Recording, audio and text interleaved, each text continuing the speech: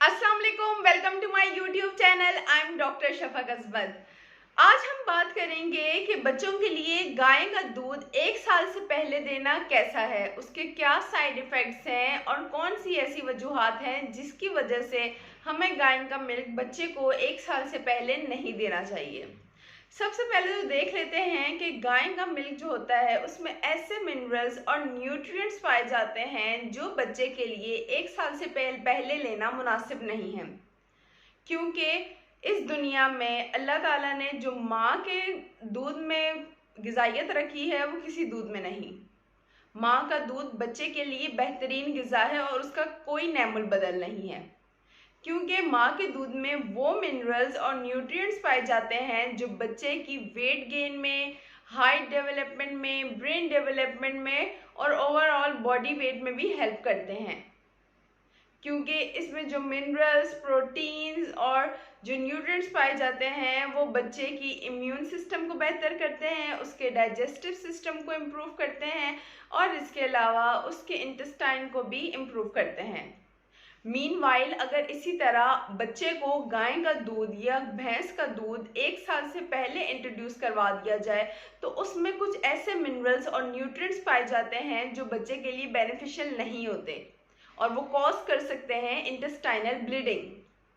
अब intestinal bleeding होती क्या है, यानी कि आंतों से खून आना। जैसे कि हमारे जिस्म में दो आंतें होती हैं, एक छोटी आंत जिसे कि स्मॉल इंटेस्टाइन कहते हैं और एक बड़ी आंत जिसे कि लार्ज इंटेस्टाइन कहते हैं। उन आंतों से खून आता है। अब वो खून डायरेक्ट नहीं आता बल्कि पखाने के साथ आता है, यानी कि जब भी बच्चा स्टूल पास करता है तो उसमें जब वो टेस्ट होता है, स्टूल बच्चे का टेस्ट होता है तो उसमें वो आता है, यानी कि उससे हमें पता चलता है कि बच्चे को इंटेस्टाइनल ब्लीडिंग हो रही है। और उसकी कॉज क्या हो सकती है कि बच्चे को आपने 1 ईयर से पहले काऊ मिल्क इंट्रोड्यूस करवा दिया है। इसके अलावा उसमें कुछ ऐसे या मिनरल्स या न्यूट्रिएंट्स पाए जाते हैं जो बच्चे की किडनी हैंडल नहीं कर सकती, क्योंकि बच्चे की किडनी इतनी मैच्योर नहीं होती कि वो हैवी चीज़ को हैंडल कर सके।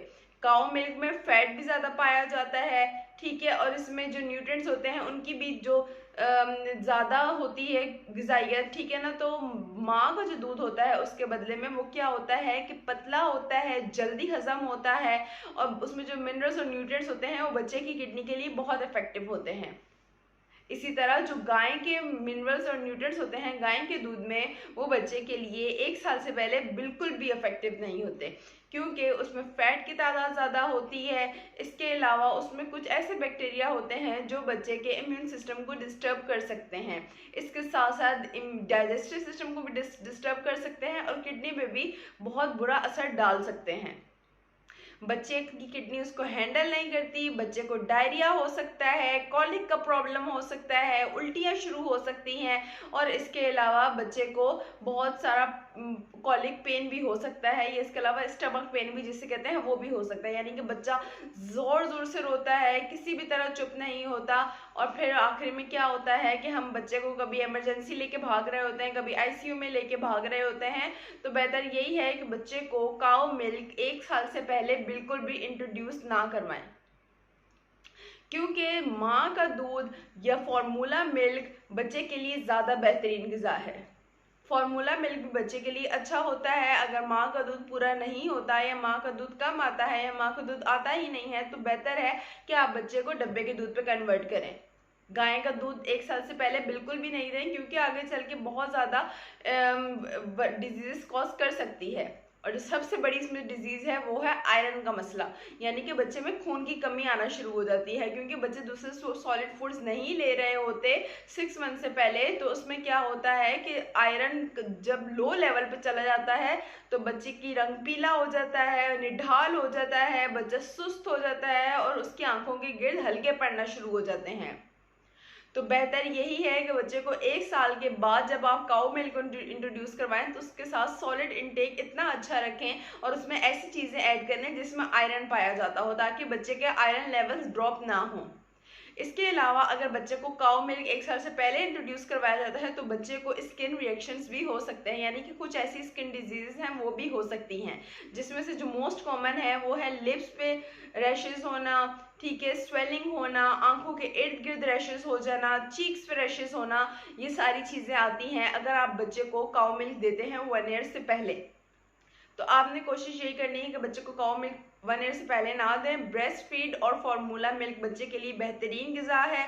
इसके अलावा आपने ये करना है कि बच्चे को जब भी आप सॉलिड स्टार्ट करवाते हैं तो उसके साथ साथ आपने बच्चे को तब भी ब्रेस्ट फीड और फार्मूला मिल्क ही देना है, तब भी आपने बच्चे को काउ मिल्क इंट्रोड्यूस नहीं करवाना। आफ्टर 1 ईयर आप बच्चे को काउ मिल्क इंट्रोड्यूस करवा सकते हैं। अगर आप बच्चे को दूध ज़्यादा दे रहे हैं तो वो भी आपने कम करना है, क्योंकि 1 साल के बाद जब आप बच्चे को cow milk for example introduce करवाते हैं तो आप बच्चे को अगर दूध ज़्यादा देते हैं तो उसमें भी आयरन की कमी हो सकती है और कॉन्स्टिपेशन जैसे मसाइल का भी सामना करना पड़ सकता है, क्योंकि जो गाय का दूध होता है उसमें आयरन नहीं पाया जाता, ना ही ब्रेस्ट फीड में इतना ज़्यादा होता है जब तक माँ वो ग़िज़ाएँ नहीं ले रही होती जिसमें ऐसी चीज़ें हों जो आयरन की कमी को पूरा कर सकें। तो बेहतर यही है कि जब भी आपने बच्चे को सॉलिड इंट्रोड्यूस करवाएं तो उसमें आयरन की चीज़ें ज़्यादा ऐड करें। तो यही कोशिश करनी चाहिए कि 6 महीने के बाद जब आप सॉलिड इंट्रोड्यूस करवा रहे हैं उसमें आयरन की आपने चीज़ें ज़्यादा ऐड करनी है बच्चे की ग़िज़ा में। और इसके अलावा जो काउ मिल्क है या भैंस का दूध है तो वो आपने 1 साल के बाद ही शुरू करवाना है, उससे पहले नहीं करवाना, क्योंकि उसकी वजह से डायरिया और कॉन्स्टिपेशन के इश्यूज भी देखने में आए हैं।